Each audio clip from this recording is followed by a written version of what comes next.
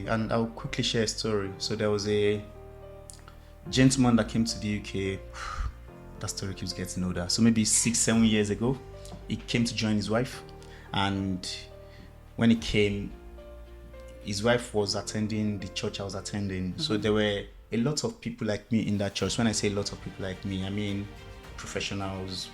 So I've been working for 10-15 years, sort of settled in life. And that was the circle he fell into. And then straight away it was a case of, right, let's look at your CV. Okay, what do you want to do? Okay, you want to go into this, just for privacy's sake, I won't mention what he wanted to go into. He said he wanted to go into something that really was ambitious. But then it was in our circle. And we're like, oh yeah, sure, yeah, right. Okay, this is what you need to do, this is what you need to do, this is what you need to do. And to cut long story short, he got an interview. The bits I want to sort of highlight was he got an interview he did some certifications, and we supported him with CV review, interview prep, got an interview in London. And then when he went to London, he had to stay with someone he'd known from Nigeria from years back. So when he went to stay with him, he told his friend, oh, I'm here for an interview for this job. And he said his friend got very, very angry. Like, how dare you? What makes you think you're better than us?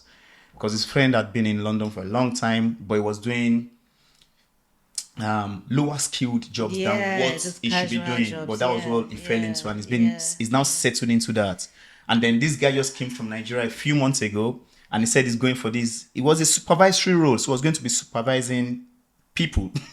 And he was in the right community. The right information. So, and yeah, he said obviously went for the interview. He said he was on the train back to Edinburgh. They called him and said, can you start like now? Can you start today or tomorrow? And that was how he started his career. And if when he came, his community was there, his friend, he would have gone down that way. Up there. So it's really important. And someone said something, and I've sort of I'll borrow that line. He said, watch who picks you up from the airport.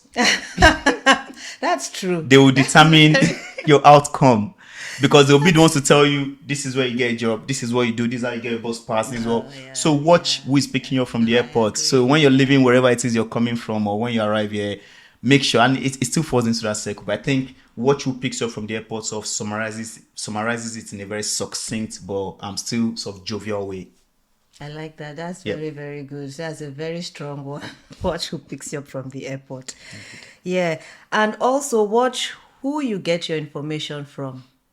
Indeed. Because this story you've shared, really, really, I know people that they haven't even arrived the country, but the people that were giving them information, they are doing... setting them up for... works. Now, I'm not looking down on the care services and support group, no. But I've seen people that they come in, they're accountants. There's one I know very much, an accountant. She had years of banking experience, but because of her circle of friends who she was speaking with, they were all, doing a care job or something. She landed there, but she had potentials, and that wasn't what she wanted. But that was her level of, information, what she received. I started working in a care home. But this lady had worked for maybe like 8-10 years in the banking sector, was experienced, but didn't have the right, or wasn't in the right community. So no, that's your community is really important, and there's nothing wrong with care work if that's what you want to do.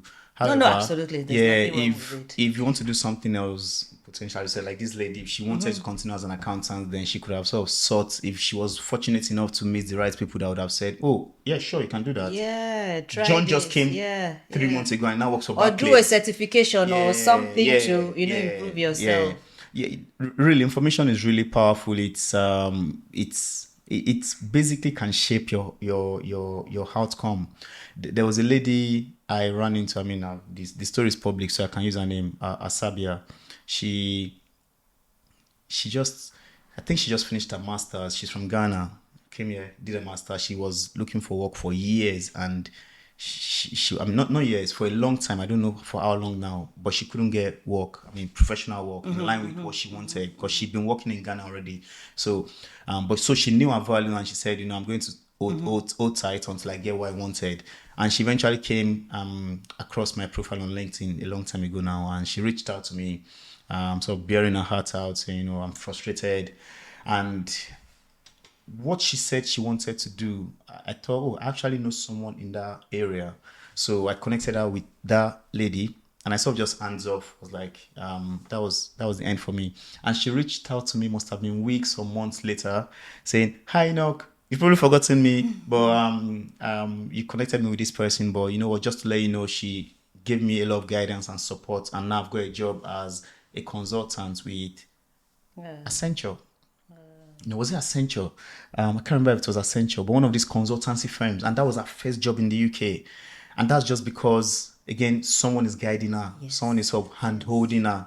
So again, there's that bit around mentorship as well. Make sure the right people are mentoring you, the right people are holding your hands. There's something powerful around just someone holding your hand. You're not on that journey by yourself, which was what we had to go through 20 years ago. There was no hand holding. You have to sort of figure it out yourself. But now you don't figure it out yourself. Just find someone that can hold your hand, someone that you can trust and say, listen, this is what I want to get to. And I know you've done it. So, I need you to help me on that journey. And most times, so I'll speak for myself. I personally enjoy seeing people win. Like that story, that lady's story when she came to me and she said, oh, I've gotten this job. For me, I'm sure I must have gone home that day and said, Shade is my wife. Like, Shade, remember that girl? Like, she's gotten a job. For me, that is joy. So I think, and that is true for most people. They get satisfaction from helping people. So find people like that, get them to invest in you and let them hold your hand, and hopefully they can guide you to wherever it is you want guided to. Thank you so much. Very interesting story. We could go on and on and on. So that leads us nicely into now Black Professionals United Kingdom. I know I've made one or two mistakes. BPS, because everyone LinkedIn is BPS, but you're going to tell us about the transition from Black Professionals Scotland to Black Professionals United Kingdom. Sure. Now, so based on your story, I'm assuming that's what led you to come up with this idea of Black Professionals. Formerly Scotland. Mm-hmm. So when did it start, and what, how did it come about? How did the whole idea come about? Yeah, sure. So I'll take you back one step. So I keep taking you back one step. No, that's okay. So remember how I said the community I started with in Liverpool was the church community. Yeah. And sadly, my pastor has passed away, which, makes me sad. But so when I left Liverpool, came to Scotland, finished my master's, the same thing happened. I couldn't get work. So I was looking for work at Liverpool, came to do my master's. So at this point, I had a degree from University of Liverpool. So just not to brag, University of Liverpool is a red brick university. It's a very respected university. Mm-hmm. So couldn't get work after getting a good degree from there, and came to University of Stirling, did a master's. So adding those two together, I still could not get work. And I wasn't looking for a just kept on rejecting you, not giving you any reason, nothing. Just there were probably reasons like, unfortunately, we found someone else, the usual stuff, and then we were not intelligent enough to even ask. And that's where hand-holding comes. They were not intelligent enough to say, why? What can I do better? I just say, they rejected me. And probably then the community wasn't as diverse as it is now. It wasn't. I mean, 2006 was a day. I mean, it was a different Scotland then. It was. So my pastor from Liverpool called me one day and said, hey, Enoch, just checking in on you. How are you? I said, I'm fine. I finished my master's now. I'm still looking for work. And he said, maybe I can help with that. And I remember clearly where I was sitting when this conversation was happening. And I remember thinking,